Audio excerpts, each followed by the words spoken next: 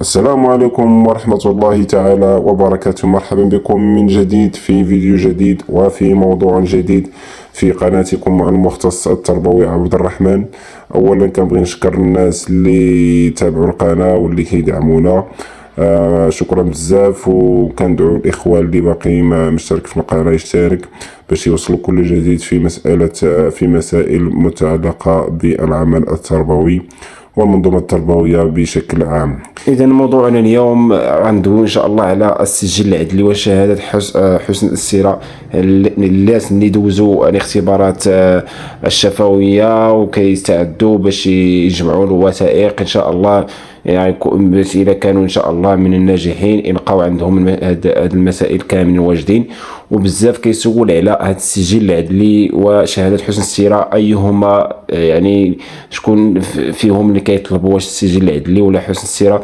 فغالبا في الإعلان كيديروا حسن السيرة، ولكن أرى حتى السجل العدلي مقبول حسب المادة القانونية اللي كتنص أنه بحال السجل العدلي بحال حسن السيرة، غير فقط في المصدر اللي كيتصدر.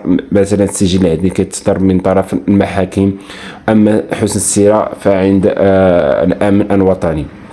إذن السجل العدلي وشهادة حسن السيرة متكافئتان ويكفي الإدلال بأحدهما، غير أن الأفضل هو السجل العدلي. علاش؟ حيث يمكن طلبه عبر الموقع الإلكتروني المخصص لذلك، وغنخلي لكم إن شاء الله رابط لهذا الموقع.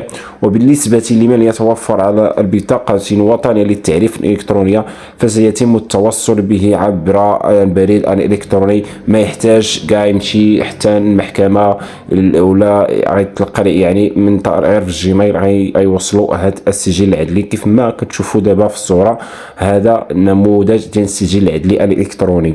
أما بالنسبة اللي مازال ما عندوش هذا البطاقة التعريف الوطنية الجديدة الإلكترونية فسيتم استلام هذا السجل العدلي من المحكمة التي يختارها أثناء تقديم الطلب عبر الموقع، أو من المحكمة الأقرب إليه. يعني ملي إن شاء الله تدخل هذا الموقع وغتسجل المعلومات ديالك وكذا، غيعطيوك المكان اللي بغيتي يوصلك فيها هذا السجل العدلي، وغتشوف انت المحكمة اللي قريب ليك ان شاء الله، وغدير وغتختار المحكمة اللي قريبة ليك. وليس بالضرورة المحكمة التابعة لمحاكمها الأصلي.